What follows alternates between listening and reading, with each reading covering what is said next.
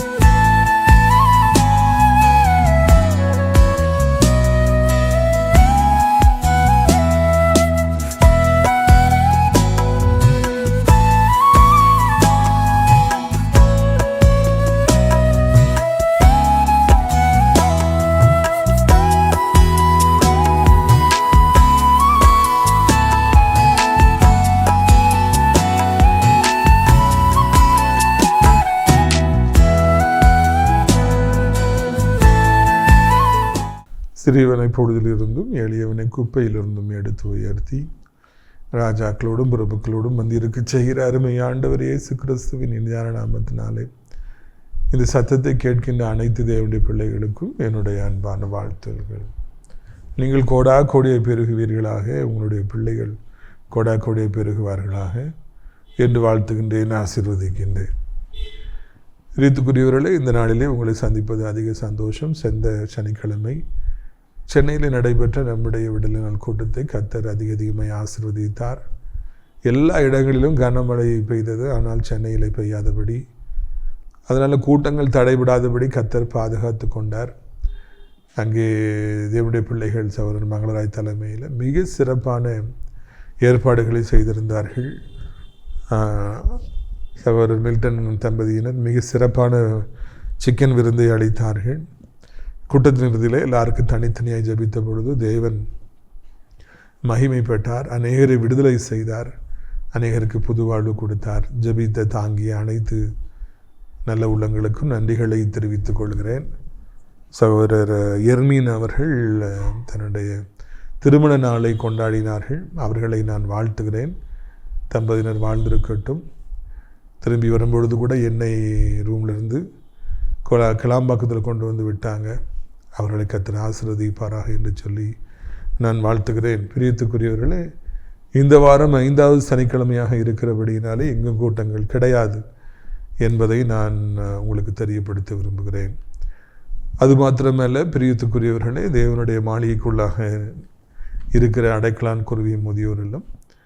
மிக சிறப்பாக நடைபெற்று வர ஆண்டவர் உதவி செய்திருக்கிறார். அநேகருக்கு அது ஆசீர்வாதமாக இருக்கிறது. நல்ல நல்ல ஊழியக்காரர்கள் வந்து அங்கே இருக்கிறவங்களை தினந்தோறும் ஜெபத்தில் வழி நடத்துகிறாங்க. ஒரு ஆறுதலை அவங்க கொடுக்குறாங்க. அதற்காக கர்த்தருக்கு ஸ்தோத்திரம்.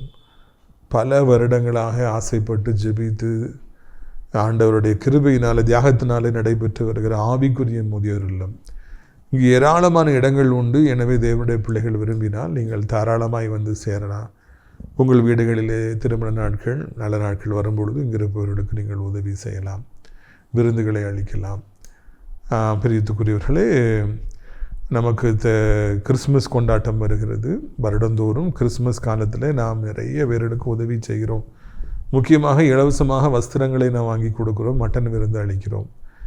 அடுத்த மாதம் 3வது சனிக்கிழமை நாசரேத் தேவனுடைய மாளிகையில் வைத்து நடைபெறுகிற கிறிஸ்மஸ் கொண்டாட்டத்தின் பொழுது அவர்களுக்கு நல்ல உணவு அளிக்கப்படும் என்பதை நான் மகிழ்ச்சியோடு தெரிவித்துக் கொள்கிறேன். பிரியத்துக்குரியவர்களே, நமக்கு 1000 சேலைகளும் அதுபோல் 500 பேண்ட் ஷர்ட்டும் தேவை. ஏவப்பட்டவர்கள் தாராளமாக உங்கள் குடும்பத்தின் சார்பாக வாங்கி கொடுக்கலாம். அதை போலவே 5 ஆட்டுக்கடாக்கள் இன்னும் தேவை. ஏற்கனவே 5 ஆட்டுக்கடாக்களை தருவதாக வாக்கு பண்ணியிருக்கிறார்கள்.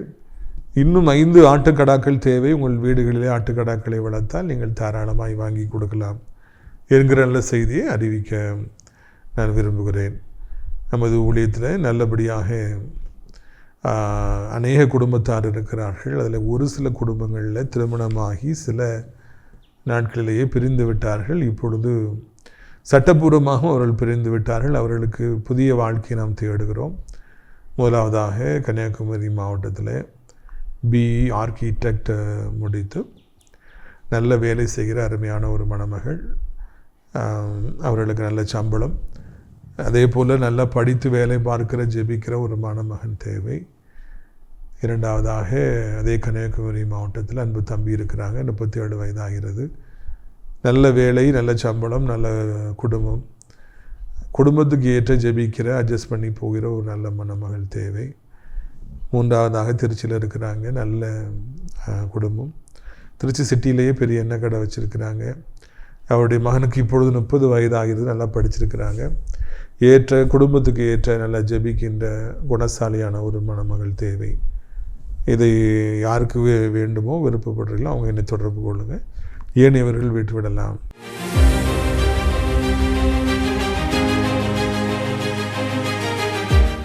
பிரியத்துக்குரியவர்களே, நீதிமொழிகள் 22:10 பரியாசக்காரனை துரத்திவிடு, அப்பொழுது வாதம் நீங்கும், விரோதமும் அவமானமும் ஒழியும், அகங்காரமும் இடும்பும் திமிரும் முன்பொன்று பேசி பின்பொன்று பேசி காலை வாரி விடுகிற உண்ட வீட்டுக்கு துணிந்து துரோகம் பண்ணுகிற பரியாசக்காரனை துரத்தி விடு என்று சொல்லி இங்கு வார்த்தை சொல்லுகிறது.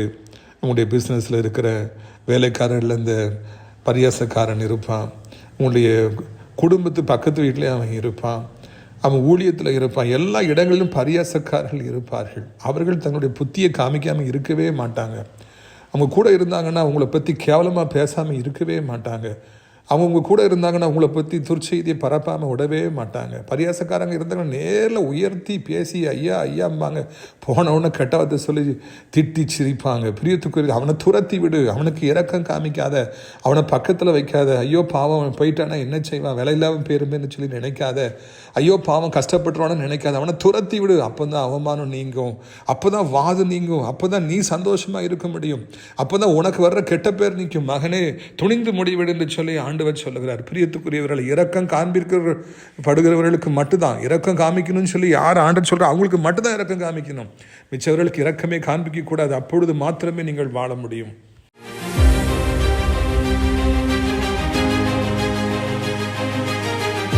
பிரியத்துக்குரியவர்களே, இந்த நாளிலும் நம்முடைய பிரயோஜனத்திற்காக நியாயாதிபதிகள் 1ஆம் வசனத்திலிருந்து நான் வாசிக்கும்படியாக விரும்புகிறேன். 1ஆம் அதிகாரம் 1ஆம் வசனம் முதல். யோசுவா மரித்தபின் இஸ்ரவேல் புத்திரர் கர்த்தரை நோக்கி கானானியரை எதிர்த்து யுத்தம் பண்ணும்படி எங்களில் யார் முதல் எழுந்து புறப்பட வேண்டும் என்று கேட்டார்கள். அதற்கு கர்த்தர், யூதா எழுந்து புறப்பட கடவன், இதோ அந்த தேசத்தை அவன் கையில் ஒப்பு கொடுத்தேன் என்றார். அப்பொழுது யூதா தன் சகோதரருடைய சிமியோனை நோக்கி, நான் கானானியரோடு யுத்தம் பண்ண, நீ என் சுதந்திர பங்குத்தில் என்னோடு கூட எழுந்து வா, உன் சுதந்திர பங்கு வீதத்தில் நானும் உன்னோடு கூட வருவேன் என்றான். அப்பொழுது சிமியோன் அவனோடு கூட போனான். யூதா எழுந்து போன பொழுது கர்த்தர் கானானையும் பெர்சியரையும் அவர்கள் கையில் ஒப்பு கொடுத்தார். பார்த்தீங்களா, யோசுவாங்கிற ஒரு பெரிய ஒரு தேவனுடைய மனிதன் மறுமைக்குள்ளே கடந்து போன பிறகு அங்கே ஒரு வெற்றிடம் உண்டாகின்றது. அதில் நல்லா நம்ம கவனித்து பார்த்தோன்னா மோசைக்கு அப்புறமா யோசுவா எழுப்பினார். ஆனால் யோசுவாவுக்கு அப்புறமாக அப்படி ஒரு எழுப்பப்படவில்லை. அது மிகப்பெரிய ஒரு தாக்கத்தை அங்கே ஏற்படுத்துகிறது என்று நாம் காண்கின்றோம். எதுவாக இருக்கட்டும், குடும்பமாக இருக்கட்டும், ஊழியமாக இருக்கட்டும், அரசியலாக இருக்கட்டும், ஒரு தலைவனுக்கு பிற்பாடு அடுத்த தலைவன் அது ரெடியாக இருக்கணும், குரூம் பண்ணி வச்சுருக்கணும். அப்போ தான் அது மிகவும் நல்லதாக இருக்கும். இல்லை என்றால் அங்கே ஒரு பெரிய வெற்றிடம் ஏற்படும், குழப்பம் ஏற்படும், என் வீழ்ச்சி கூட ஏற்படும். எப்போவுமே பிளான் பி இருக்கணும். அதுதான் நம்முடைய அனுபவத்தில் நாம் கற்றுக்கொள்கிற பாடம். இங்கே அப்படி இல்லைன்னு அவங்க ஆண்டவர்கிட்ட கேட்குறாங்க, ஆண்டவரே யோசுவா இல்லையே, இப்போ யுத்தம் வருது, நாங்கள் யாரை முதல்ல அனுப்பணும் அப்படின்னு சொல்லி கேட்டவுடனே ஆண்டவர் யூதாவை அனுப்பு, யூதா தான் முன்னால் போகணும், யூதா கோத்திரத்தார் போய் யுத்தம் பண்ணட்டும்னு சொல்லி ஒரு ஆலோசனை சொல்கிறாரு. அப்படி சித்தத்தை அவங்க கேட்ட உடனே ஆண்டவர் அவங்களுடைய சத்தத்தை தெரியப்படுத்துகின்றார், யார் போனால் வெற்றி உண்டாகும் என்று. தேவனுடைய ஆலோசனையை அந்த யோசுவா பெறுவது வழக்கமாக இருந்தது. இப்பொழுது அவருடைய காலத்துக்கு பிற்பாடும் கூட அவரை பார்த்து வளர்ந்த அந்த இஸ்ரவேல் புத்திரர்கள் ஆண்டவர்கிட்ட கேட்குறாங்க, யார் அனுப்பணும்? அப்போ யூதா புத்திரர் அனுப்புங்க. நம்முடைய வாழ்க்கையிலும் கூட நாம் எல்லாவற்றிலும் ஆண்டவரை கேட்டு நாம் முடிவெடுப்போம் என்றால் அது மிகவும் நலமானதாக இருக்கும். நாம் என்ன செய்கிறோம்? முடிவெடுத்த பிறகு இப்படி நான் முடிவெடுத்திருக்கேன்ப்பா, ஆசீர்வதிங்க அப்படின்னு சொல்லி நம்ம சொல்கிறோம்.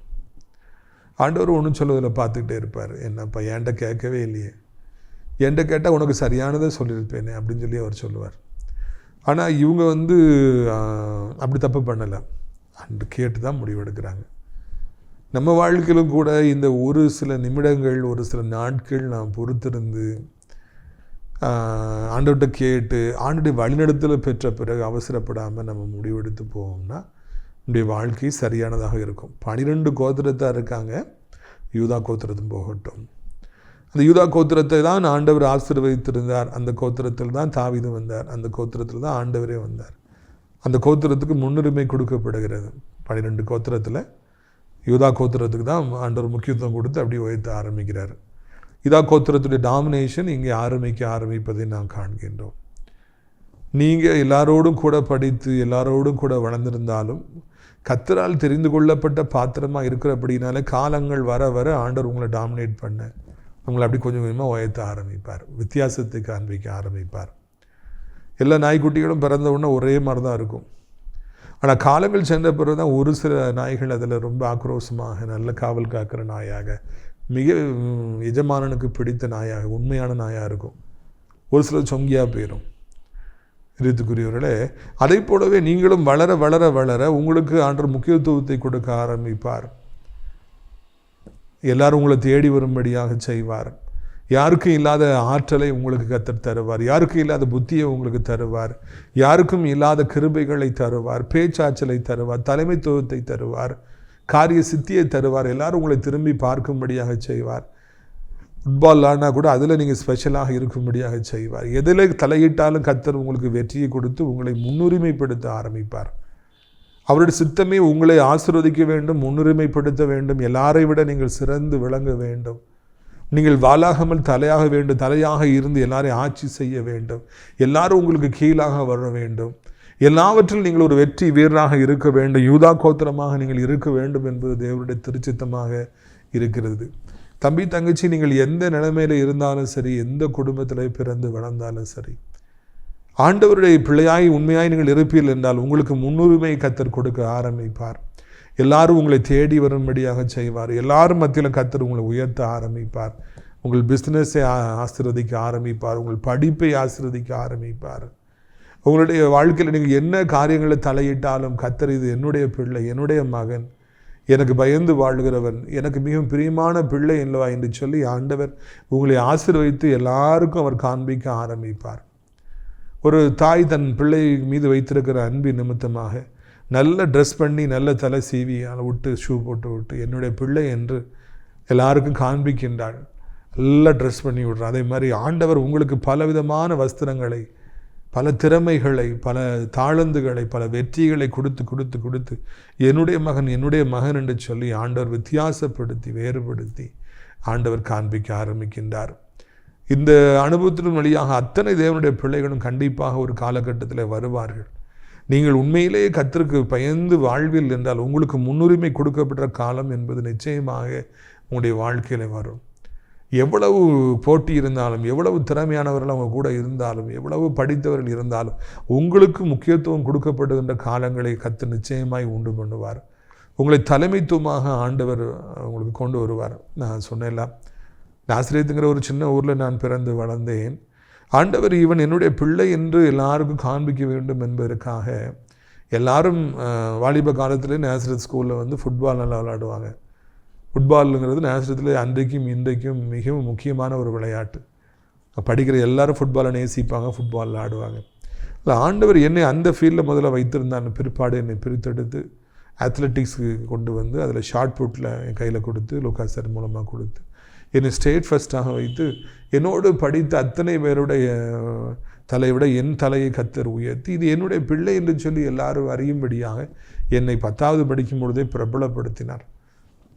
ஒரு வித்தியாசத்தை காண்பித்தார். ஆண்டவர் என்னை முதன்மைப்படுத்தினார். இது என்னுடைய மகன், இது என்னுடைய பிள்ளை என்று சொல்லி ஆண்டவர் அப்படியாக ஸ்கூலில் ஸ்டேட் ஃபஸ்ட் வரும்படியாக, கோல்டு மெடல் வாங்கும்படியாக ஆண்டவர் செய்து வித்தியாசத்தை காண்பிக்க ஆரம்பித்தார். அன்றிலிருந்து இன்றைக்கு வரைக்கும் ஆண்டவர் அதை செய்து வருகிறார். எனக்கு மாத்திரமா செய்வார்? இல்லை, யாரையெல்லாம் கர்த்தர் தெரிந்து கொள்ளுகிறாரோ, யாரெல்லாம் ஆண்டவருக்காக வாழ வேண்டும் என்று வைராக்கியமாக இருக்காங்களோ, யாரெல்லாம் ஆண்டவருக்கு உண்மையாக இருக்காங்களோ அவர்களை எல்லாம் கர்த்தர் நிச்சயமாக அங்கே உயர்த்துவார், மேன்மைப்படுத்துவார் என்பதில் சந்தேகமில்லை. அவர்கள் அங்கே பாருங்கள், சிமியோன்கிட்ட போயிட்டு எங்கள் கூட வரீங்களா, உங்களுக்கு பிரச்சனைனா நாங்கள் வாரோம், எங்கள் கூட வாங்கலன்னு சொல்லி சிமியோனை கூப்பிடுறாங்க. சிமியோன் கோத்திரத்தார் வந்தார்கள் என்று அழைக்கின்றோம், நம்ம வாசிக்கிறோம். இது தேவையற்றது. இவங்க ஒத்தையில் போனாலே அன்று வெற்றி கொடுக்க போகிற, எதுக்கு சிமியோனை கூடணும்? இது அவர்களுக்கு போதுமான நம்பிக்கை இல்லை என்பதையே குறிப்பிடுகின்றது. ஒத்தையில் போனால் வெற்றி கிடைச்சிடும். யூதா கோத்திரம் போனால் வாங்க வாங்க நீங்களும் கொஞ்சம் சப்போர்ட்டுக்கு வாங்கன்னு சொல்லி சிமியோன் கோத்திரத்தாரை கூப்பிடுறாங்க. அநேக நேரங்களிலே நமக்கு ஆண்டவர் தனிமையில் வெற்றி வைத்திருக்கத்தக்கதாக நம்ம யாரோ ஒருவரை அழைக்க வேண்டும் என்று சொல்லி நான் நினைக்கின்றோம்.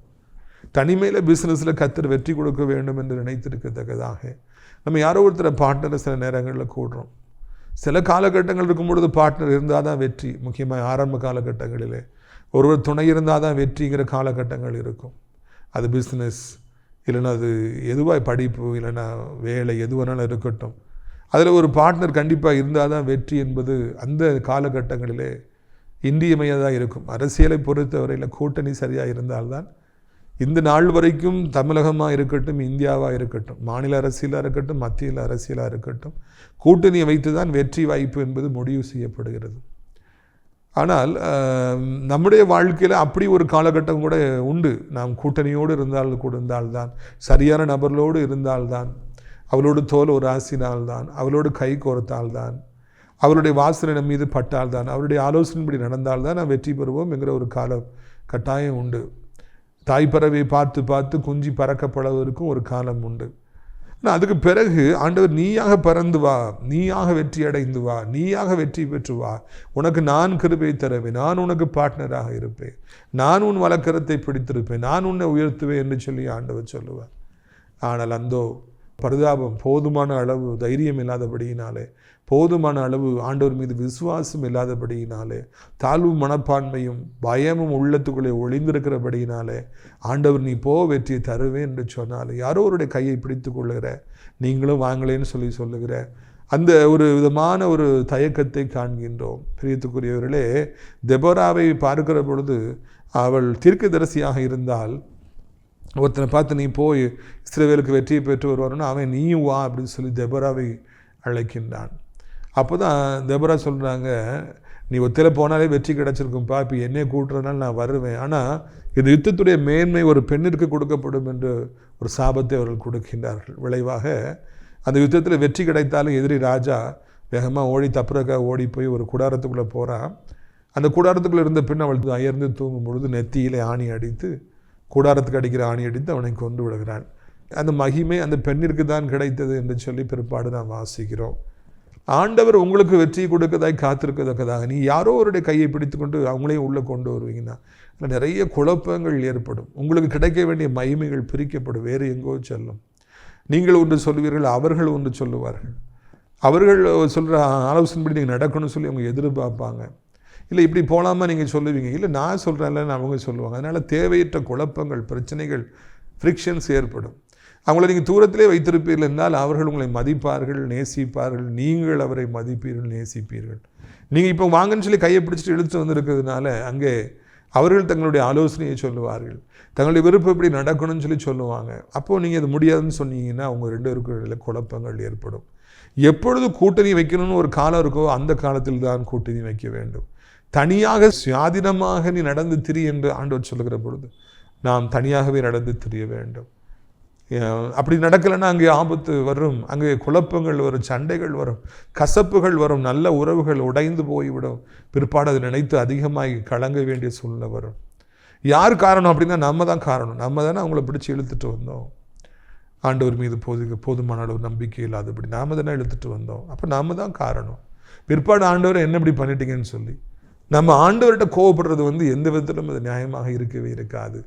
எனவே சிந்தித்து நாம் செயல்படுவோம். நம்முடைய வாழ்க்கையில் எந்த இடத்துக்கு தனியாக போக வேண்டுமோ அங்கே தனியாக செல்லுவோம். எந்த இடத்துக்கு நாம் குடும்பமாய் செல்ல வேண்டுமோ அங்கே குடும்பமாய் செல்லுவோம். எந்த இடத்துக்கு நண்பர்களோடு செல்ல வேண்டுமோ அங்கே நண்பர்களோடு நாம் செல்லுவோம். எந்த பிஸ்னஸை பார்ட்னரோடு ஆரம்பிக்கணுமோ அந்த பிஸ்னஸை பார்ட்னரோடு ஆரம்பிக்கணும். எந்த பிஸ்னஸ் நாம தனியாக செய்யணுமோ அதை நம்ம தனியாக செய்ய வேண்டும். எல்லாவற்றிலும் ஒரு ஆண்டவருடைய சித்தம் என்று உண்டு, சூட்சுமம் என்று உண்டு. நாம் அதில் அவசரப்பட்டு இன்னொருத்தர் கையை பிடிச்சு இழுத்து கொண்டு வந்தோம் என்றால் இங்கே நடக்கிறது போல தான் கண்டிப்பாக நடக்கும். சிமியோன் கோத்திரத்தார் தேவையே இல்லை, ஆனால் யூதா கோத்திரத்தார் அவங்களையும் கொண்டு வந்தாங்க. ஆண்டவர் அங்கு வெற்றியும் கொடுத்தார். அதுதான் நம்ம கவனிக்க வேண்டிய காரியம், வாஸ்தவம். வெற்றியும் கொடுத்தார். ஆனால் இப்பொழுது சிமியோன் கோத்திரத்தார் என்ன சொல்லுவாங்க, எங்களை கூட்டு வந்ததுனால தானே நீங்கள் ஜெயித்தீங்க சொல்லுவாங்களா, சொல்ல மாட்டாங்களா? கண்டிப்பாக சொல்லுவாங்க. நாங்கள் வரலாம் நீங்கள் தோற்று போயிருப்பீங்க, நாங்கள் வரப்போய் தானே நீங்கள் ஜெயித்தீங்கன்னு சொல்லுவாங்க. எதுக்கு தேவையில்லாமல் இப்படி ஒரு பேச்சு வரணும்? தனியாக வந்திருந்தால் யாருமே எப்படி சொல்ல முடியாது அல்லவா? அரசியல் கட்சிகளை பாருங்கள், நாங்கள் கூட்டணி வச்சதுனால தான் நீங்கள் வெற்றி பெற்றீங்க, இவ்வளோ % உங்களுக்கு ஓட்டு கிடைத்தது. இல்லைன்னா நீங்கள் கண்டிப்பாக தோற்று போயிருப்பீங்கல்ல அப்படின்னு சொல்லி எத்தனை வருஷமாக சொல்லுவாங்க. மனிதர்கள் அப்படித்தான், எங்களால் தான் இது நடந்துச்சு, எங்களால் தான் உங்களுக்கு வெற்றி கிடைத்தது என்று சொல்லுவார். ஆரம்ப காலத்தில் ஊழியத்தில் என்ன வந்த பொழுது நிறைய பேர் என்னால் தான் உன் ஊழியம் வளர்ந்தது, நான் தான் உன்னை இன்ட்ரடியூஸ் பண்ணேன், நான் தான் உன்னைய எல்லாருக்கும் நான் கூப்பிட்டு போனேன், நான் தான் ஹவுஸ் விசிட்டுக்கு நான் தான் எல்லாம் சரி பண்ணி கொடுத்தேன், நான் தான் எல்லாரையும் நான் ரிசீவ் பண்ணேன், நான் தான் ஃபோன் பண்ணேன், என்னால் தான் உன் ஊழியம் வளர்ந்ததுன்னு சொல்லி சொன்னார்கள். பிரியத்துக்குரியவர்களே, அப்போது எனக்கு ஒன்றுமே தெரியாது, ஊழியத்தை குறித்து எதுவுமே தெரியாது. அவங்கள மதித்து மரியாதை கொடுத்து நான் இப்போ போஸ்ட்லாம் கொடுத்துருந்தேன். அவங்க அதில் வெற்றி அடைய என்னால் தான் எல்லாம் நடக்கு அப்படின்னு சொல்லி சொன்னாங்க. அப்பொழுது தான் ஒருத்தருக்கு பொறுப்பு கொடுத்து அவங்க இப்படி சொல்லுவாங்க இல்லையா, இதில் இப்படி பிரச்சனை வரும் இல்லையா அப்படிங்கிறது எனக்கு அப்போ தான் தெரிய ஆரம்பித்தது. அது வரைக்கும் நான் என்னை முன்னிலைப்படுத்த விரும்பியதே கிடையாது. நான் தனியாக எதையும் செய்யணும்னு சொல்லி நான் நினைத்ததே கிடையாது.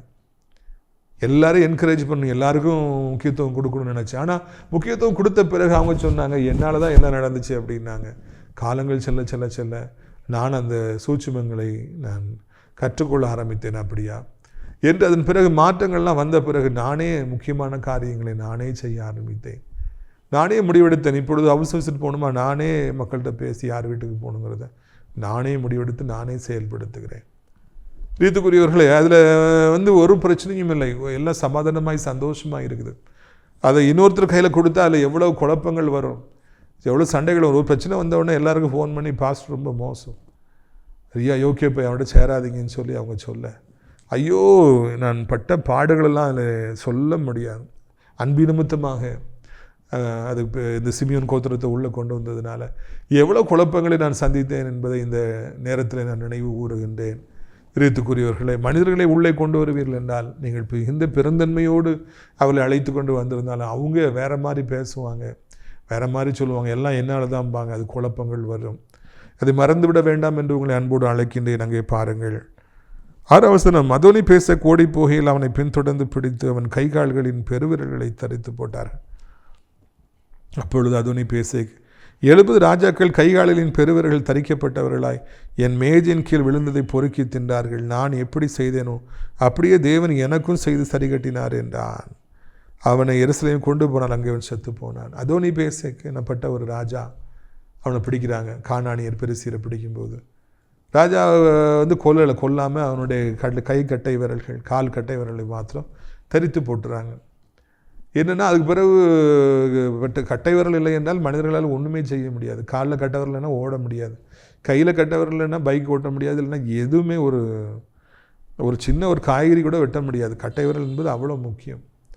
அது இல்லாமல் போயிடுது. அப்படி போன உடனே அவன் அங்கே ஒரு வார்த்தையை சொல்லுகிறான், 70 ராஜாக்களுடைய கை கட்டை விரல் கால் கட்டை விரல் நான் வெட்டி அவளை கொல்லாமல் அவங்கள போட்டு சித்திரவதைப்படுத்தினேன். என் டேபிள் கீழே அவங்கள உட்கார வச்சு நான் சாப்பிடுவேன், கொஞ்சம் கொஞ்சம் எடுத்து போடுவேன். நாய்கள் சண்டை போட்ட மாதிரி அவங்கள சண்டை போட்டு என் டேபிள் கீழே விழுந்து க்ரம்ஸ் எடுத்து சாப்பிடுவாங்க.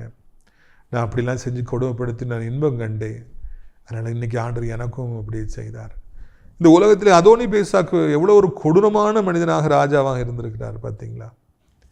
ராஜாக்கள்லாம் அவங்க எவ்வளோ சாப்பிட்ருப்பாங்க, அவங்க எவ்வளோ பெரிய ஆட்களாக இருந்திருப்பாங்க, எவ்வளோ ராஜகம்பீரம். அவங்கள டேபிள் கீழே நாய் மாதிரி எல்லாரையும் விட்டு 70 பேரை விட்டு கொஞ்சம் கொஞ்சம் சாப்பாடை போட்டு அவங்கள சண்டை போட வச்சு வாயால் கடிக்க வச்சு அதை பார்த்து சிரித்தவன் சாப்பிட்டானா.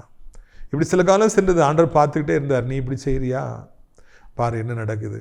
இந்த இஸ்ரவேல் புத்திரர்கள் யூதா கோத்திரத்தோடு சிமியன் கோத்திரத்தோடு சண்டையில் அவனுக்குள்ள தோற்கடிக்கப்படுகிறான். உடனே அவனுக்கும் அதே மாதிரி கைகால்களில் கட்டவரில் வெட்டி அவனும் பரிதாபமாய் வாழ வேண்டிய ஒரு சூழ்நிலை வருது. அப்போ தான் அவன் சொல்கிறான், தேவ நீதி உள்ளவர், நான் என்ன செஞ்சேனோ அது எனக்கும் செய்யப்பட்டுக்குது.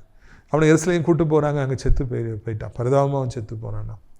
ஒரு மனிதன் எப்படி பிறரை நடத்துகின்றானோ அப்படித்தான் அவனும் நடத்தப்படுவான். ஒரு மனிதன் எதை விதைக்கின்றானோ அப்படிதான் அதைத்தான் அவனும் மறுப்பான். வாலிபனை கெட்ட வார்த்தை சொல்லி ஓலை விட்டு பிறரை வேதனைப்படுத்தி வாழ்கிறாயா, ஒரு நாள் வரும்பொழுது உன்னையும் அப்படித்தான் கெட்ட வார்த்தை சொல்லி கூப்பிடுவாங்க, இல்லைன்னா கிண்டல் பண்ணுவாங்க. நீங்கள் எல்லாரும் மரியாதை கொடுத்து அன்பு செய்து மரியாதையாய் நடத்துவீர்கள், உங்களையும் கர்த்தர் அப்படி நடத்தும்படியாய் செய்வார். நாம் எதை விதைக்கின்றோமோ அதைத்தான் அறுக்க முடியும். இவன் அவ்வளவு கொடூரமானவனாய் எல்லாரையும் நடத்தினான். இவன் அப்படி வாழ்ந்தவனை ஆண்டவரும் அப்படியே நடத்தினார். அவன் கை கால் கட்டவர்களும் போயிடுச்சு. ஒவ்வொரு நாளும் அதோனி பேசக்கு வேதனைப்பட்டு அவன் செத்துருப்பான். நம்ம ஒரு காலம் பிறரை வேதனைப்படுத்தக்கூடாது. இப்படி சண்டை போட வச்சு நம்ம சந்தோஷப்படக்கூடாது. நான் யாரும் தெரியுமான்னு சொல்லி கொக்கரிக்கக்கூடாது. வேண்டாம். இன்னொருவரை சிறுமைப்படுத்த வேண்டாம், இன்னொருவரை கேவலப்படுத்த வேண்டாம், இன்னொரு படுற துன்பத்தில் நம்ம இன்பம் காண வேண்டாம். ஒருவேளை அதுவும் நமக்கும் வந்துவிடும் என்பதுதான் இந்த அதோனி பேசாக்கூடிய வாழ்க்கை சரித்திரத்தில் நாம் காண்கிறோம். எனவே கவனமாக இருப்போம், எச்சரிக்கையாக இருப்போம். அப்பொழுது நாம் ஆண்டிருப்போம். எல்லாருக்கும் உதவி செய்வோம், எல்லாரும் நேசிப்போம். ஒருவரை கூட நம்ம வேதனைப்படுத்த வேண்டாம், ஒருவரை கூட குடிச்சு நம்ம துர்ச்செய்தியை பரப்ப வேண்டாம். அப்பொழுது எல்லாம் நலமாக இருக்கும். ஆண்டவர் ஆசீர்வதிப்பார். உங்களுடைய ஆசீர்வாதங்களுக்காக நான் ஜெபிக்கும்படியாக விரும்புகிறேன். கண்களை மூடுவீர்களா? அப்பா பிதாவே, வானத்துக்கு பூமிக்கும் ஆண்டவரே, இந்த அருமையான நாளிலும் கூட எங்களோடு நீர் பேசி எங்களை பலப்படுத்தி எங்களை ஸ்திரப்படுத்தி எங்களை தூக்கி நிறுத்தியிருக்கிற அன்பிற்காக உமக்கு நன்றி அப்பா. அப்பா, மனிதர்கள் எப்பொழுது தனிமையில் இருக்க வேண்டும், எப்பொழுது கூட்டணி அமைக்க வேண்டும், எப்பொழுது யுத்தத்துக்கு செல்ல வேண்டும், யார் முன்பாக செல்ல வேண்டும், யாருக்கு முக்கியத்துவம் கொடுக்க வேண்டும், யாரை பின்பாக வைத்திருக்க வேண்டும், இது எல்லாவற்றையும் கர்த்தர் எங்களுக்கு நீ கற்றுக் கொடுக்குறீர். உமக்கு நன்றி அப்பா. பைபிளில் இதெல்லாம் சும்மா போடலை. எங்கள் வாழ்க்கைக்கு இது தேவை, எங்கள் பிஸ்னஸ்க்கு இது தேவை, ஊழியத்திற்கு இது தேவை என்பதை ஆண்டவரை எங்களுக்கு நீர் கற்றுக் கொடுக்கிறீர். அதற்காக உமக்கு நன்றி. தொடர்ந்து தூய தேவன் ஆண்டவரே, இந்த நாளிலும் கூட இந்த சத்தத்தை கேட்குற பிள்ளைகள் ஒவ்வொருவருக்கும் கர்த்தாவே நீர் உதவி செய்யும்படியாய் நாங்கள் கெஞ்சி மன்றாடுகிறோம்.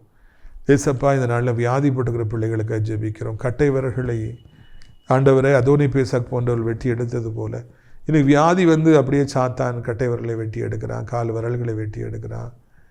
ஆண்டவரை தோத்திரம் ஐயா, எவ்வளவோ சரீரத்தில் உபாதைகளை சந்தித்து ஆண்டவரை ஐயா, கேன்சர் கிட்னி ஃபெயிலியர் இருக்கிறவங்களாம் எவ்வளோ துன்பப்படுறாங்க. அந்த ட்ரீட்மெண்ட் எவ்வளோ கொடூரமானதாக இருக்கிறது. உடைய பிள்ளைகளை எப்படியாவது கர்த்தர் சந்தித்து ஆண்டவருடைய பிள்ளைகளை எப்படியாவது விடுவிக்கும்படிக்கு நாங்கள் கெஞ்சுகிறோம் ஐயா. பரம பரிகாரியை யெகோவா ராஃபா, எல்லா பலகீனங்களையும் சிலுவையில் தூக்கி சுமந்தவரே, ஆண்டவரே வியாதியை உன்னை விட்டு விளக்குவேன் என்று சொல்லி வாக்கு பண்ணியவரே, சுகந்தரும் தெய்வமே, உங்களுடைய பிள்ளைகள் ஒவ்வொருவருக்கும் சுகத்தை தார. சாப்பிட முடியலையா, நடக்க முடியலையா, தூங்க முடியலையா, ஐயா நான் என்ன செய்வேன்னு சொல்லி தவிக்கிற பிள்ளைகள் ஒவ்வொருவருக்கும் கர்த்தாவே நீர் உதவி செய்யும்படியாய் கெஞ்சி மன்றாடுகிறோம். ஏசப்பா நாமத்தினாலே ஆண்டவரை ஒவ்வொருவரையும் கர்த்தர் ஆசீர்வதிக்க வேண்டும் என்று சொல்லி கெஞ்சுகிறோம் ஐயா. ஆண்டவர் என்ன வியாதியாக இருந்தாலும் அதை அதை அதை மேற்கொள்வதற்கு உமக்கு வல்லமை உண்டு. அதை எங்களை விட்டு நீக்குவதற்கு வல்லமை உண்டு. மருந்து மாத்திரை சாப்பிட்டு ஆண்டவரை அடக்க முடியாமல் பரிதாபமாய் படுத்திருக்கிற பிள்ளைகள் அற்புத சுகத்தை உடைய கரங்களிலிருந்து பெற்று ஏசப்பாவுக்கு உயிருள்ள சாட்சியாய் வாழ, மறுபடி படிக்க போக, வேலைக்கு செல்ல, சம்பாதிக்க, கடமைகளை செய்ய பெருக கத்தாவே நீ உதவி செய்யுங்க. பிஸ்னஸில் அடி, வேலை கிடைக்கல, வேலை போயிடுச்சு, யாருமே உதவி செய்யலை, ஏமாற்றிட்டாங்க, நகை போச்சு, சொத்துக்கள் போச்சு, லட்சங்கள் போயிடுச்சு, கோடிகள் போயிடுச்சுன்னு சொல்லி தவிக்கிறவர்கள் உண்டையா. வருமானம் இல்லாமல், பணம் இல்லாமல் யாராலே இந்த பூமியில் வாழ முடியும்? எப்படியாவது கர்த்தர் மனம் இறங்கி, எப்படியாவது கர்த்தர் நீர் உதவி செய்ய வேண்டும் என்று கெஞ்சுகிறோம். இந்த அருமையான நாளிலும் கூட ஆண்டவரை தோத்திரம் ஐயா.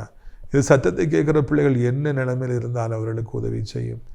என்ன நிலைமையில் இருந்தாலும் அவர்களை நீ தூக்கி நிறுத்தும். சர்வ வலிமையோட ரீபாரா ரபானா வருமானத்துக்கான வாசலை உண்டாக்கி தாருங்க ஐயா. கடன்கள்லேருந்து விடுவீங்கப்பா. வட்டி கடன்கள், மீட்டர் கடன்லேருந்து விடுவீங்க ஐயா. ஆண்டவர் நிம்மதியான ஒரு வாழ்க்கை, மரியாதையான ஒரு வாழ்க்கை வாழ உதவி செய்யுங்க. கர்த்தரை தேடி இல்லைனா தேடாமல் பணம் வந்ததுனால தலகால் தெரியாமல் ஆடி யார் உதவி செஞ்சாங்களோ அவங்களே மிதிச்சுட்டு தெரிஞ்சவங்க நிறைய பேர் உண்டு. அவங்களுக்கு புத்தி வரும்படியாக செய்யுங்க ஆண்டவரை. யார் தூக்கி விட்டாங்களோ அவங்கள மிதிக்கிறவங்களுக்கு பாடங்களை சொல்லி கொடுங்க ஐயா. வாலிபத்தின் பாவங்களில் சிக்கி, போதை அடிமைத்தனங்களில் சிக்கி, மொபைல் அடிமைத்தனங்களில் சிக்கி, அன்று பைக் அடிமைத்தனத்தில் சிக்கி தங்களை அழித்துக் கொள்கிற பிள்ளைகளுக்கு எப்படியாவது புத்தியை தார முடியும். பெற்றோருடைய கண்ணீரை கண்டு அவர்களை சந்திக்க வேண்டும் என்று சொல்லி ஜெபிக்கிறேன். ரட்சிக்க வேண்டும் என்று கெஞ்சுக்கிறோம். வயதான கீழே விழுந்து விடாதபடி 2 கைகளால் ஏந்தி கொள்ளுங்க. உலகம் இருக்கிற அத்தனை நாடுகளையும், அத்தனை மக்களையும், இந்திய தாய் திருநாட்டை ஆசீர்வதிங்க. அனைத்து மக்களையும் ஆசீர்வதிங்க. அனைத்து ஊழியக்காரர்களையும், அனைத்து ஆவிக்குரிய பிள்ளைகளையும் ஆசீர்வதிங்க. நாசிரிய திராட்சைப்பழத்தோட்ட ஊழியர்களை நேசிக்கிற நாள்தோறும் நம்ம நிகழ்ச்சிகளை பார்க்குறேன், அறிமுகப்படுத்துகிற ஒவ்வொரு நல்ல உள்ளங்களையும் கர்த்தர் ஆசீர்வதிங்கப்பா. இசப்பா இந்த அருமையான நாளிலும் கூட தகப்பனே, நான் ஆசிரியத்தை அடைக்கலான் குருவி முதியோர் இல்லத்தில் தங்குவதற்கு அநேக இடங்கள் உண்டு. அநேக மக்களை அழைத்து கொண்டு வாருங்க. இந்த செய்தியை கேட்டு ஜபித்து கொண்டிருக்கிற பிள்ளைகள் எல்லோருக்கும் ஏதோ ஒரு அற்புதத்தை செய்து சந்தோஷப்படுத்துங்க, மகிமைப்படுத்துங்க. இயேசுவின் மூலம் ஜபிக்கிறோம் பிதாவே, ஆமென். என் ஆத்துமாவை கர்த்தரை சோத்திரி, என் முழு உள்ளமையோருடைய பரிசுத்த நாமத்தை சோத்திரி. என் ஆத்துமாவை கர்த்தரை சோத்திரி, அவர் செய்த சகல உபகாரங்களையும் ஒருபொழுதும் மறவாதே, ஆமென். உடைய கர்த்தராகிய இயேசு கிறிஸ்துவின் கிருபையும் பிதாவாகிய தேவனுடைய அன்பும் பரிசுத்தாவிடைய அந்யோன்யம் இல்லாத பிரசன்னம் உங்கள் அனைவரோடு இன்றைக்கு சதா காலங்களிலும் நிறைத்திருப்பதாக. God bless you. Amen.